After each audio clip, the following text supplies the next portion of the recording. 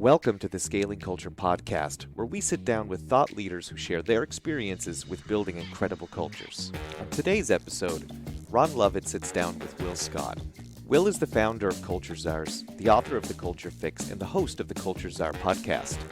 And on today's episode, Will speaks to us about the importance of building a values-driven organization. I want to start off, can you tell me how this became a focus for you? How did you get into focusing on culture? Tell us a bit of your story. Yeah, well, it is one of those classic sort of entrepreneurial stories, really. I've had a couple of companies of my own. They were technology companies, and I always prioritized culture. And I exited my one of my companies in 2016, and some of my friends had seen what was going on. Friends in the Entrepreneurs Organization, I think you're familiar with it, Ron. Yes. They saw what was going on in my company and said, hey, well, it doesn't feel like that in my company. And I think feeling is the important word there. So could you come and have a look at it? And I just started helping out my friends. And before I knew it, it became my third business. I guess it's a consulting business, but I like to think of myself as helping CEOs and their leadership teams and the culture czars in each company, help them really, make their culture come alive and thrive so they can use it to drive performance. And now I'm doing workshops. And as you know, the book has come out, and so I'm speaking a lot on the subject too. And I think it's as important now, of course, as ever in this time, Mm-hmm. That's awesome. Look, and congrats on the book. I haven't read it yet. I've already ordered a copy. Our team has as well. We're really excited. But I do know that you have this 9 deeds in 90 days, wondering if you can walk us through that. And I might, if it's okay, I might interrupt if there's a topic that I love. I might dig a little deeper. Absolutely. Yeah. So my big thing, Ron, is that I know, especially on the entrepreneurial community, we have a thirst for learning. And I know most people probably now have core values, and if they don't, I certainly have methods for helping them determine those core values. And in fact, in the book, that's the first couple of the 9 deeds are around helping people discern their core values. And of course, that's... Dig a little deeper there. Tell us, so we've got a company, we don't have any values. What is that? What practice should we implement to create them? I'd love to just talk about that for a second. Well, I use the word discern very deliberately because the idea, the best company core values are ones that already exist. So sometimes the company has to have been in business for a little while before they really dig into what the values are. But they need to exist, and we just grab the positive ones and lift those up. And, people that do that and do that effectively, of course, end up having very strong cultures, and the businesses perform better around that. But the way I like to encourage folks to discern their core values is to start generating lists, a list of what the values of the CEO and founder were. And this is not something to devolve entirely to your employees. I definitely encourage CEOs to bring their and founders to bring their stamp to it. Also, what are your best employees? Figure out what their what some of their values are. I like to dig into the stories in the company, the sort of stories that have become folklore. They tend to demonstrate the values too, and so that's another list. And then also, what's the lingo? What are the jokes? What is the kind of feel, and what words and what sayings do people naturally use in the company? Make all these lists, and then from there, pick the ones that really matter. And don't just pick a word. Like people will pick a word like teamwork, but then have a couple of bullets, if you like, under that, or a couple of descriptive behaviors that say, what do we mean by teamwork in our company? Do those things, and you've got to start. I mean, that's just a start, but you've got to start in terms of at least the words for your describing your culture and defining your culture. I love that. That's great. So back to you. So from there, and it sounds like that was the number 1. Keep going down the list, and we'll jump in to topics as we go. Well, I know a lot of right? They've picked their words. They've gone through some methodology to pick the words, but they tend to just be words on the wall. People don't know how to really make those words come alive and be part of the culture. And so that's my thing about the 9 deeds, is to help people go from simply having core values to truly having a valued culture, because that's the point, right? That's the Right, point. It's not right. just to have a poster on the wall. The point is to have a culture where people like working together, Mm, and they feel some purpose for what they're doing. So mm, they feel they're doing something meaningful for the world. So, having discerned the core values, if I just sort of step through some of the other 9 deeds, having got your core values, having got your poster on the wall, and I'm saying, yeah, do definitely be bold and put that on the wall, put it on coffee mugs, put it on your website, own them. But then do things like, I like to see people bring them alive by doing things like associating imagery with them, and they can bring the arts to bear there. Bring music that you're going to start your town hall with that is somehow tied to your culture. Use characterizations or images or something that help the words come alive. Picture tells 1,000 words. And moving on from there then is to encourage people to use the words in meetings and in everyday language. So they're constantly calling people out for, I like to say, catching people committing a core value. But they're giving people shout outs for that. Also have a nomination program. That's one of the healthiest things you can do to make sure love that. everyone is proactively nominating a colleague for demonstrating a core value. Ron? Creates more stories to be told in the town halls and in the monthly meetings Absolutely. that help, just keep the culture alive and thriving. Yeah. And then the rest of the book the other deeds go into how to hire for culture, which, a lot of people misunderstand that. And what's some of the strategies there? Let's jump into that a little bit. What are, Yeah. I've got my values of A, B, C. How do I hire for those values? What are some of the best strategies that we can help people with? Yeah, well, I often like to ask people, because they say, "Oh, I hire for cultural fit." I love to say, "How do you do that?" Right. And mostly it's, yeah, Gut feel. gut Right. feel, yes. So, but it's really hard to scale a business, if you're hiring on gut feel and relying on the CEO. By the way, who's not always right. So.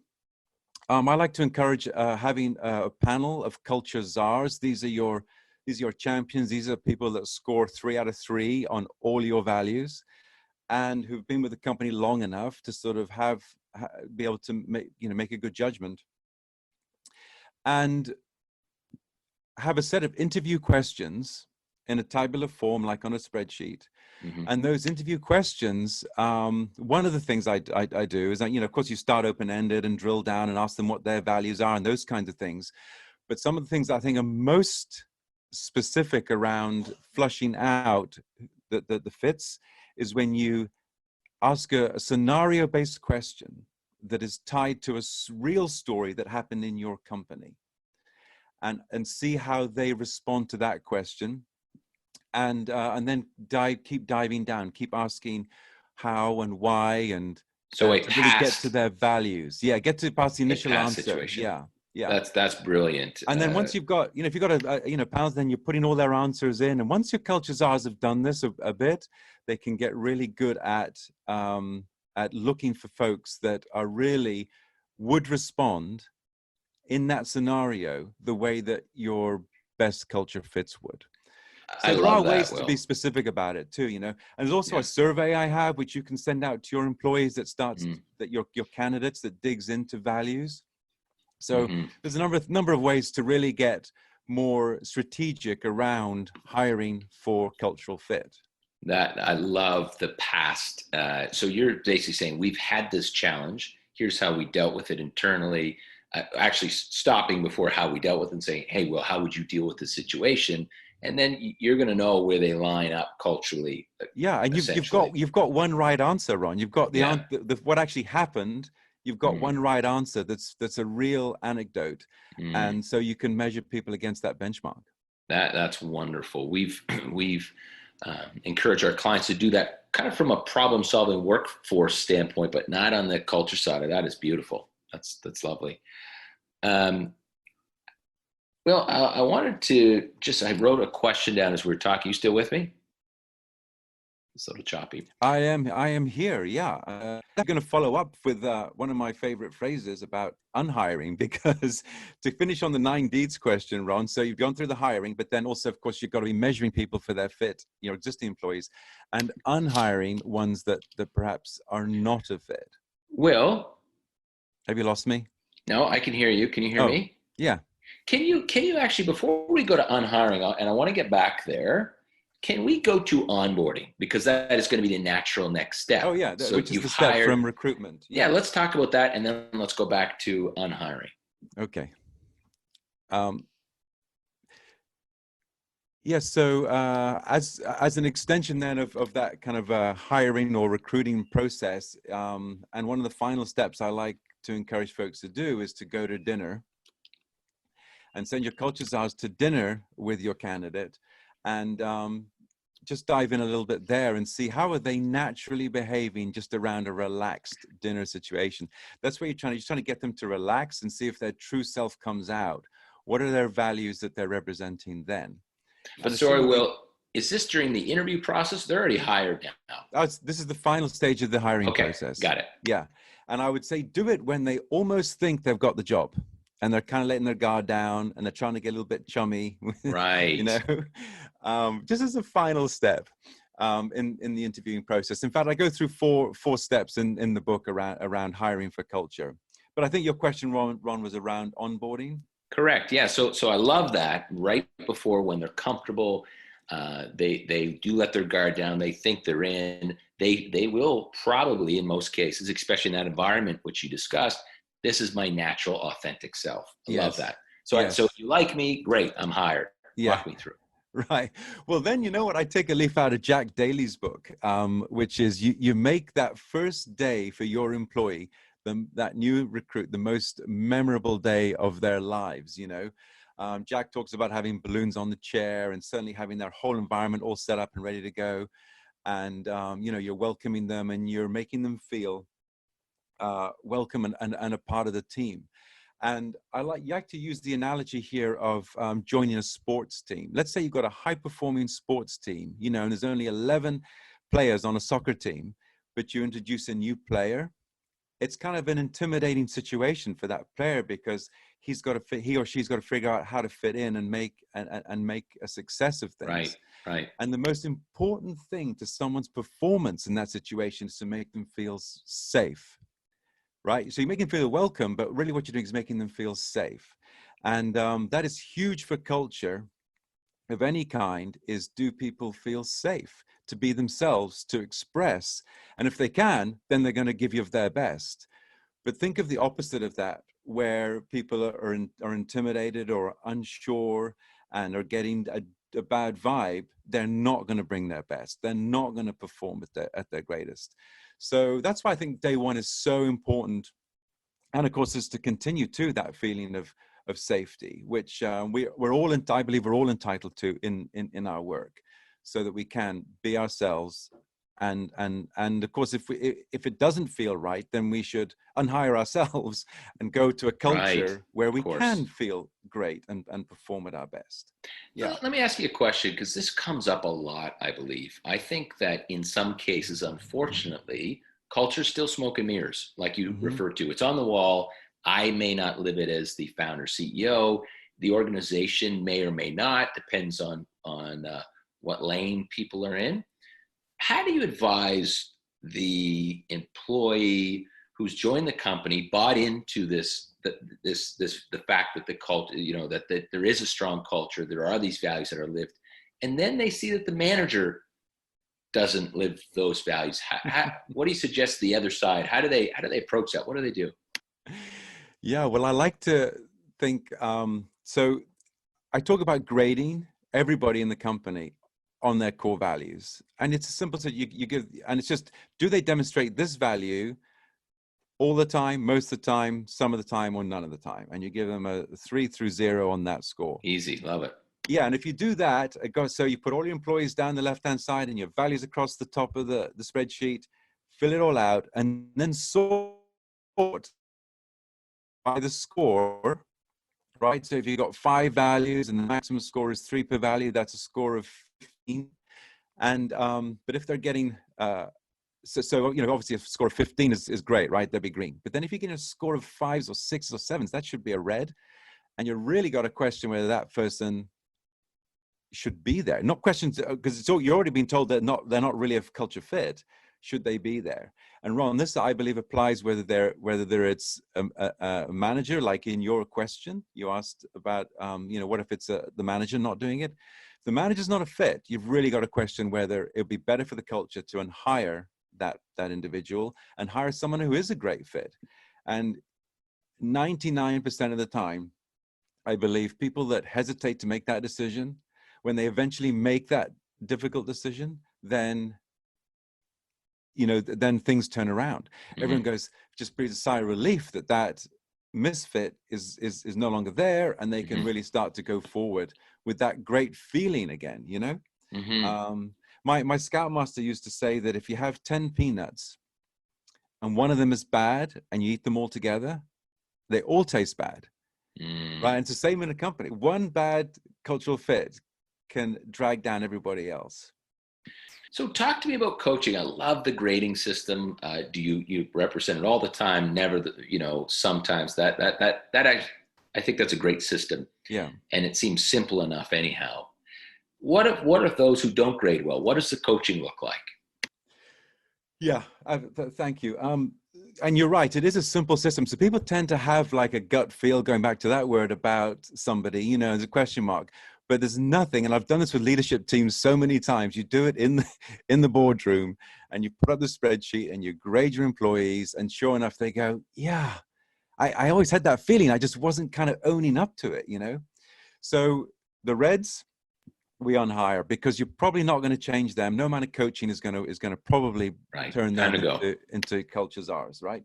So but it's the ambers or the yellows, the folks in the middle, have this sort of kind of average score, that are maybe good technicians in the role, but just not, you know. So what you do with them is you sit down and you have a conversation. You step through the core values and you literally give them feedback about how they are perceived by everybody else on that particular value. So going back to our one of teamwork, what do we mean by teamwork at our company? Well, our descriptive behavior is, you know, we help our teammate before we help ourselves, something like that. It might be.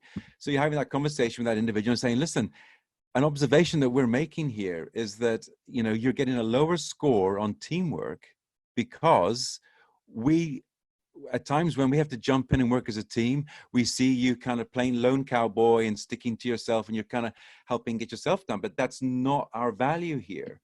You know, what do you think about that? Do you think this is a great environment for you? Or is there, you know, a culture that might be a better fit for you? You're literally having that conversation. And so I want to play that back to you. It sounds mm-hmm. like, you know, reinforcing the value and then asking the individual, basically back to almost the interview style. Does that land with you? How do you feel about that, and making sure that there's alignment? Absolutely. Exactly. Yes. And, you know, I've done it, and I do encourage folks to, usually if they're an amber or a yellow, then, you know, hopefully they're scoring well on a couple of values. So you talk about those first. Hey, listen, you're really perceived as being great on this value of, you know, what could it be? It might be, you know, continuous improvement. Yeah, something like that. So, so you give them, you know, a couple of deposits around the values where they're performing, but then you give them the feedback on the values where they're not. And I think in that case, there is a good chance that they just didn't realize, and that they can step up. And then when you grade them next time, you give them, you know, you see if they have improved. So that's the conversation. Mm-hmm. The coaching part then, of course, is so that's how you kick it off. But then, as you say, you need to coach them with encouraging them. So as soon as you see them make a decision that's different from they used to make before, and they act, so they jump in and help the team out, for example, instead of prioritizing their own work, then you laud them for that. You lift them up for that, and then that helps them very quickly, you know, endorse that behavior and get on the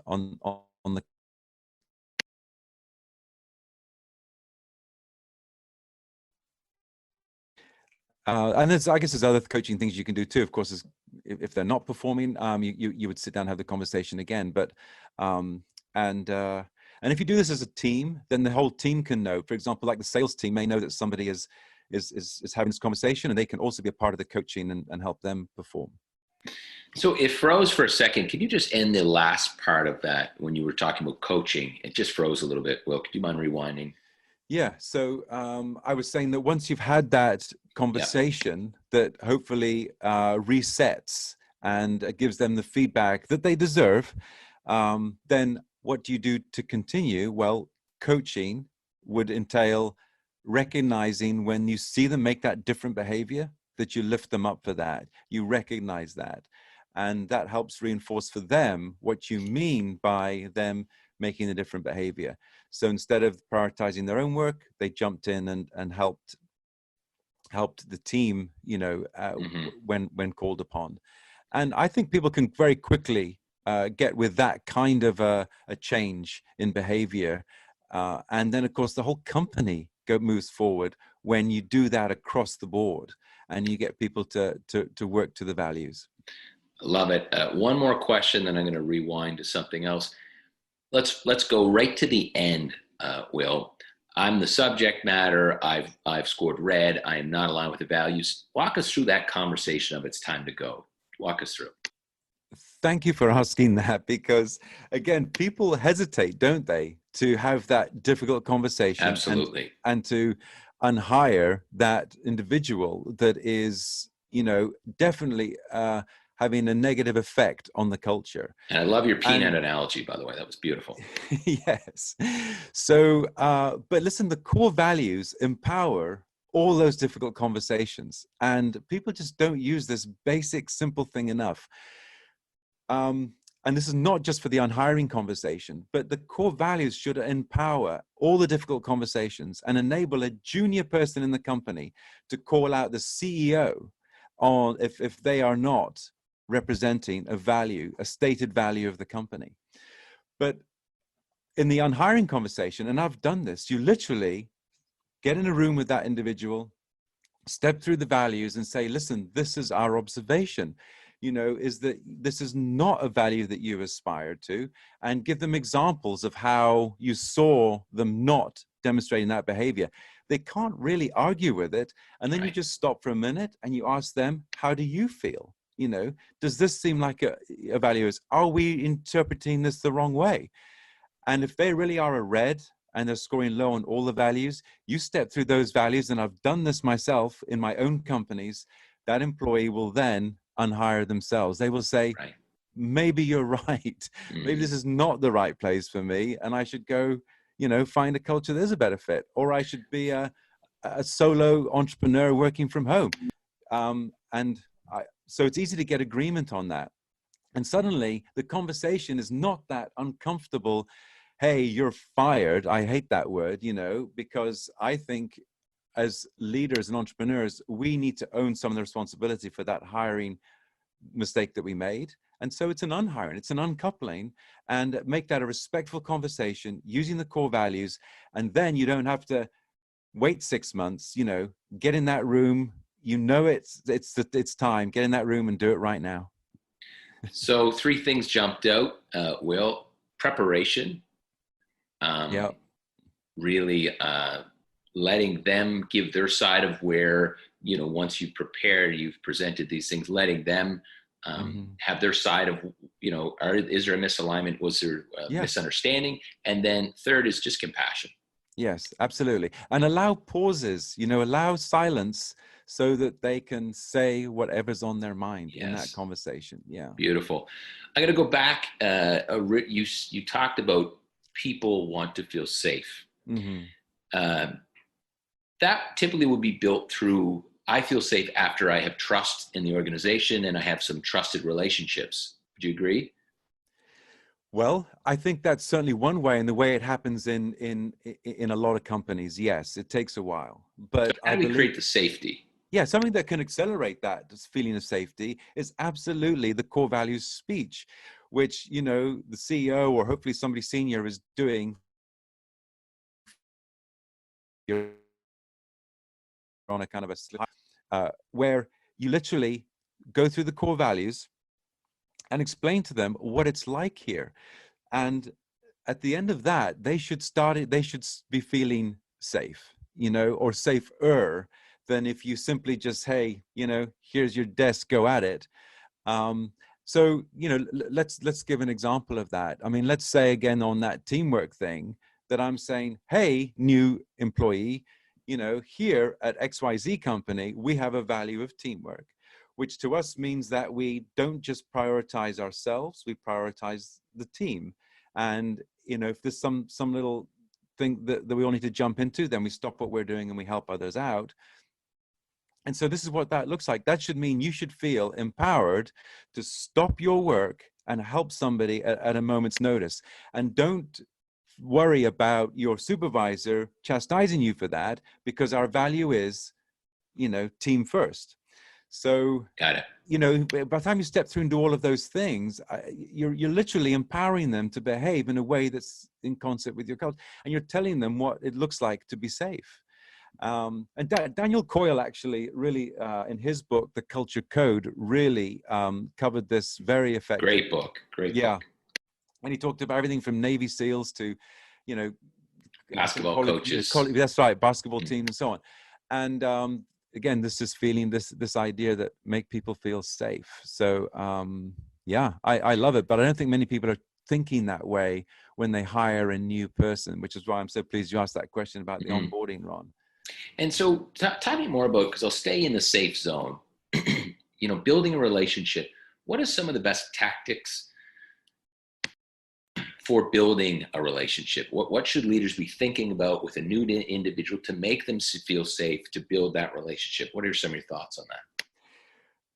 Well, I think one of the simplest things we can do is, and I'll use the Zulu greeting phrase here of sawubona, which basically means when they say that, it is their hello greeting, but it means, Ron, I see you. And not just I see you, and a casual kind of passing hi, but I really see you, the human that you are. Right. And the response greeting in Zulu there is Yebu Sawubona, meaning I see you seeing me. So I think one of the most fundamental things we can do in the office is not just, or even remotely now that a lot of us are working, in this current time, we're working remote and on Zoom and things like that, is just take the time to really acknowledge and make sure that you are seeing that person. And it's different from the casual passing hi in the hallway. It is a real, hey, and then so having done a meaningful greeting, ask a simple question like, hey, and I like to say, not how are you, because you're just going to get a fine, but ask, how are you feeling today? Right. Now, this doesn't come natural to all CEOs, I know, because we're all hard charging, kick-ass types. But if you can ask your employee, hey, how are you feeling today? Maybe you'll get a different answer and a more meaningful one. And then listen and care to the follow-up. Oh, and then I like to ask too, what are you working on? When they say, hey, and then ask something to show you've listened. Ask one more follow-up question that shows that you've listened and you care and you're interested in their work. Right. Now, right. How long does those sort of 4 or 5 questions take, Ron? Maybe does it take 10 seconds, 3 minutes? No. Oh, right. The conversation, sure. But those questions, yeah. That's right. And in 3 minutes now, you can really make somebody feel acknowledged, make them feel like their work is worthwhile, and give them a whole different feeling in their day than simply you've got your coffee and your iPad and you're rushing to your next meeting and you're saying hi, in the hallway. And of course, use people's names. Say hi, Ron. Hi, Will. So I think those are some of the basic things that it's just very inexpensive, very little use of time, but can just help somebody feel better. And then, of course, there's lots of other things too about, encouraging people. One of the most undervalued things we do is recognizing people's work. When people do good work, let them know it, and one of the big needs that's often expressed in all the research polls run by employees is, how am I doing? Just how am I doing? Isn't that crazy? People don't know how they're doing, and they've all got a boss. You think that boss could just very in to very formally just be letting people know how they're doing. So those are some of the basic things that I think are often not paid enough attention to. And look, in the landscape right now, making sure your values are solid when everyone's working remotely. Is there any pivots to the original strategy, or anything we're layering on top that you're talking to your customers about on how to continue to live a valued culture in a time of crisis? I'll open up for you on that. Yes, I like the way you phrase the question, because actually, yes, I would really like people to keep doing the same things that they're doing now that we're remote working, because the values should apply whatever the situation is. So yes, some of the things that I've already talked about, I encourage people to do in this situation too. And maybe you need to be a little bit more deliberate, but we also have an environment where it's a little easier now. If we're doing one-on-ones and we're getting zoomed into people's homes, and there's art on the wall, or there's, like in your case, I'm guessing you're into maybe cycling, Ron. I don't know. No. Just art on the wall here. But I definitely encourage people to use video, not just the phone. I think Zoom is a fantastic product, and I'm glad that Zoom is handling the massive upload on their servers that they must be having right now. But I've been talking about people using video and Skype, for probably 10 or 15 years. And I still, yesterday I was on a call, and all the guys had their cameras on, Ron, but the women didn't, Interesting. Yeah. Now, we all, I believe, have to get comfortable just being on a camera, because this is how we're going to be doing a lot of communication, short term and long term. And it is really healthy. It makes them much more meaningful. Like I would never interview somebody over the phone if I can do it over Zoom. So yeah, some of the things to do now that we're working from home is definitely have your camera on. It's a great time to check in and say, of course, how are you doing? I was doing one yesterday, and I got to meet my customers' kids, Wow. because they're home too. And then he said, wait, hey, come and say hello to Will. He brought them in to say hello to me. So I think there's awesome opportunities and positives that come from this that we would never have had if I was just seeing that client in the office every day, each time. I love that. Yeah. So there's cool things like that. And then, but otherwise just checking in on how people are doing. And offering to help, right? In times like this, we just offer help. Yeah. Lovely. Let's talk, there's a lot of talk these days, Will, on building a culture of learning and innovation. Are you hearing lots of that? Are you suggesting people do that? And if so, how do we do that? What's interesting about that is about a month ago, I saw this study that showed that culture is the biggest factor on innovation. And of course, a great culture that is promoting innovation tend to be more innovative, I guess, naturally. But culture is a big factor with innovation. And again, I think part of it is that, are we encouraging, do we allow people to make mistakes, for example? And do we allow people to try stuff out? Cultures can be very, very different like that. Some cultures are very, very rigid. And I mean, and this is, and therefore they are less creative, less inventive. And you say that's okay. That's the culture. That's okay. Yeah, that's right. Yeah. So if they're a company that is just focused on, commodity type activities, where then maybe they don't need a lot of innovation. You're right. I guess they don't need to, but I think there's still opportunities for us, especially in times of crisis, to be more innovative. And to do that, we need to actively have a culture that makes people feel safe, allows mistakes, maybe is promoting it deliberately, like Google time off, or putting R&D dollars behind it. Of course, there are things like that too. But yeah, I think more than ever, we need a culture of learning and innovation. And there are ways that we can encourage that, and there are ways that we discourage it with certain behaviors as well. Okay, love that.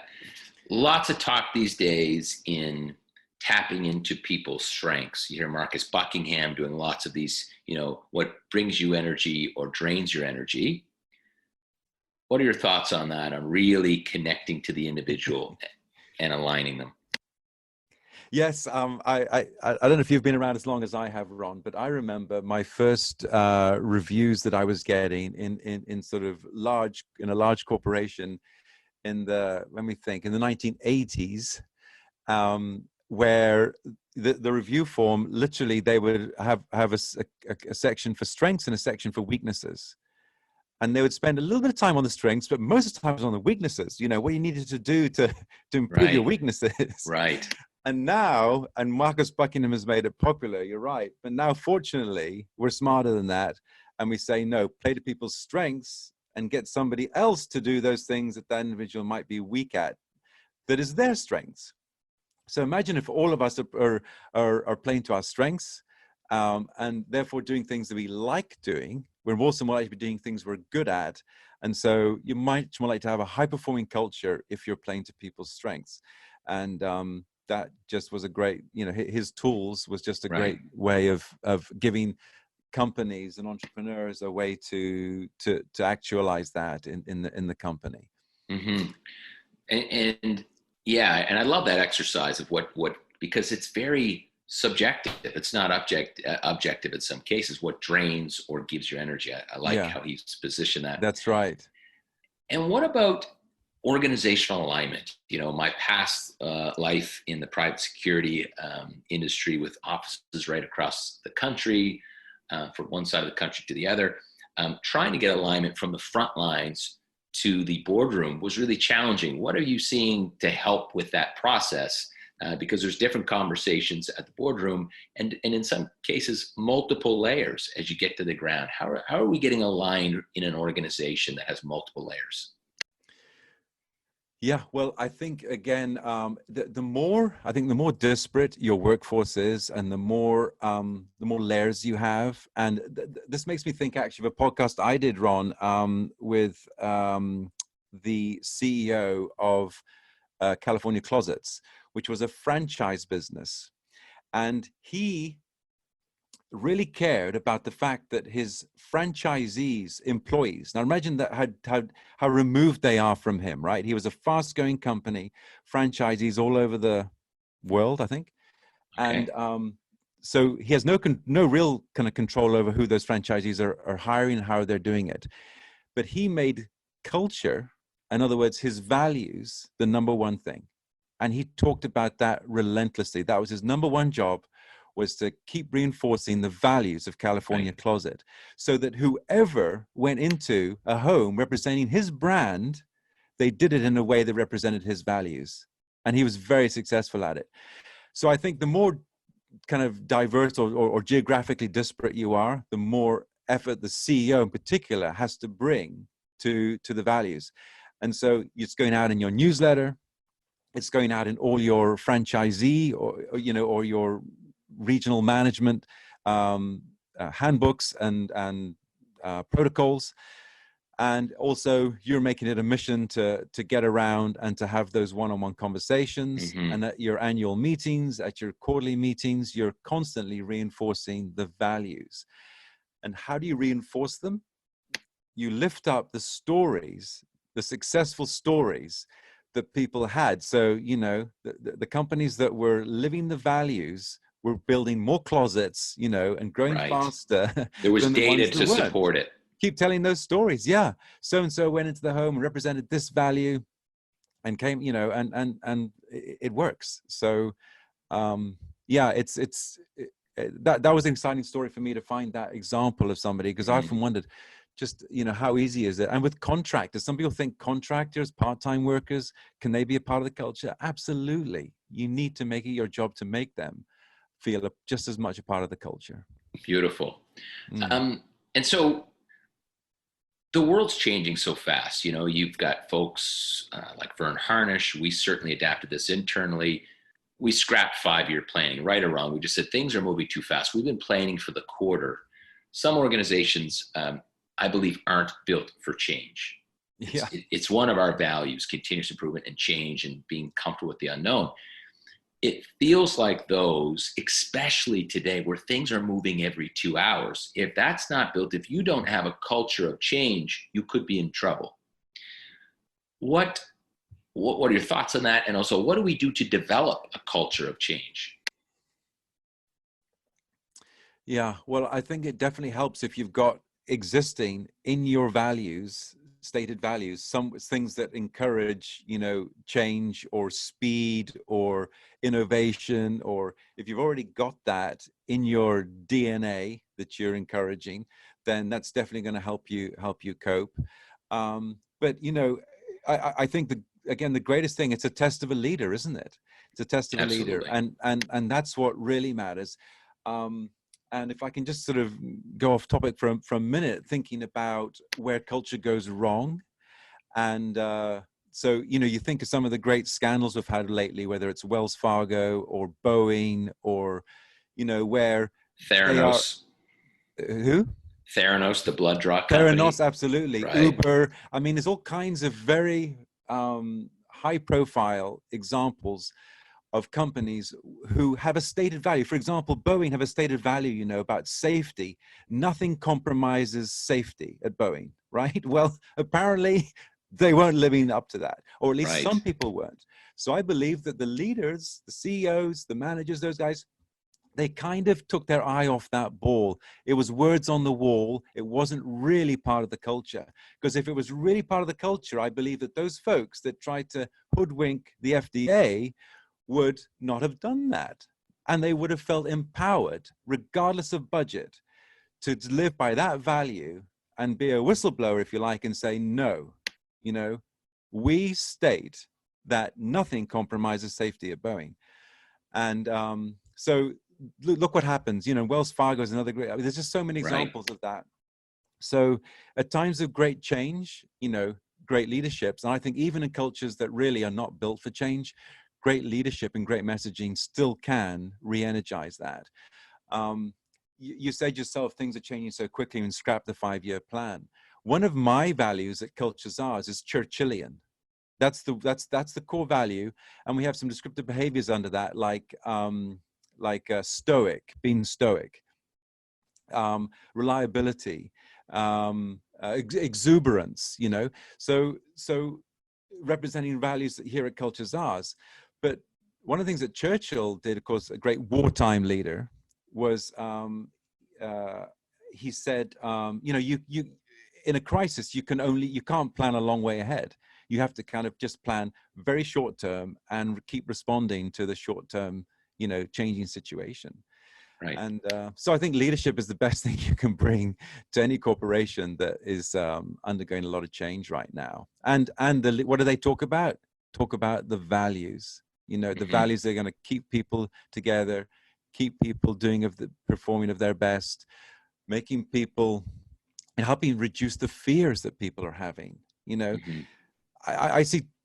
I'm seeing it right now, actually, within my family, and broader than that. I'm seeing some people just soaking up the negative news and going one way, and other folks that are just helping people see the positive, and that we're going to get through this. We really are seeing people are on one side of that or the other. Yeah. Last kind of topic, and then we'll wrap. Change management, there's a lot of discussion around that. I believe it is tied to culture. If you have a culture that will allow that, or maybe not allow that, or empower it or help it, how do you think culture ties into change management? What are some of the things we should be thinking about? Yeah, well, again, so let's, if you've got values of, let's say, of teamwork that really are, and you do see people prioritizing team, then in a time of great change, people will rally around each other. I'm curious about what's happening to Southwest Airlines right now, because they're a great example of a company that is, has outperformed all the other airlines. And their values, you see their values if you fly on Southwest Airlines, you see the flight attendant representing the Southwest Airlines values. And as I understand it, if there's somebody on the crew that has a personal issue, the rest of the crew will do something to help that crew member out, you know. And it's the same on the Wheels Up crew. I mean, they help each other out. So their values are so ingrained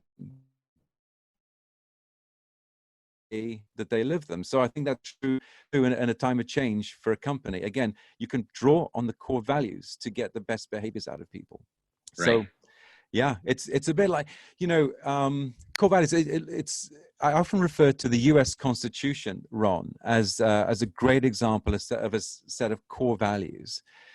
Imagine how this country would coexist without those values in America. And I'm sure you have something similar in Canada, but those are the compass that kind of, you know, all the laws come from and that people go back to in times of crisis. And I believe they're probably doing it right now. They do it in good times and they do it in bad times. We look to those. It's the compass, the true north, if you like, for the country. And companies can have that too, that the core values can describe the behaviors that we want to see when things are going great and when things are very challenging.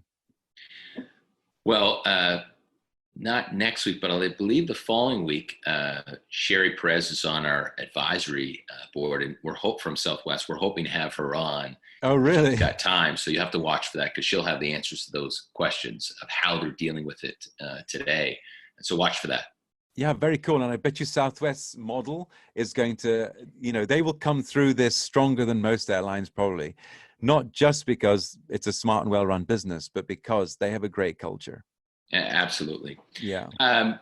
Last final thought, if companies, because there's a broad array of topics here and some people don't know where to start, if you had to leave them with one thing to focus on, just one thing to get your culture right, what is it?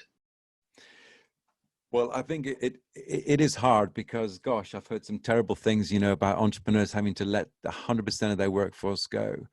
I've heard of multi-million-dollar companies going to zero overnight, Yes. You know.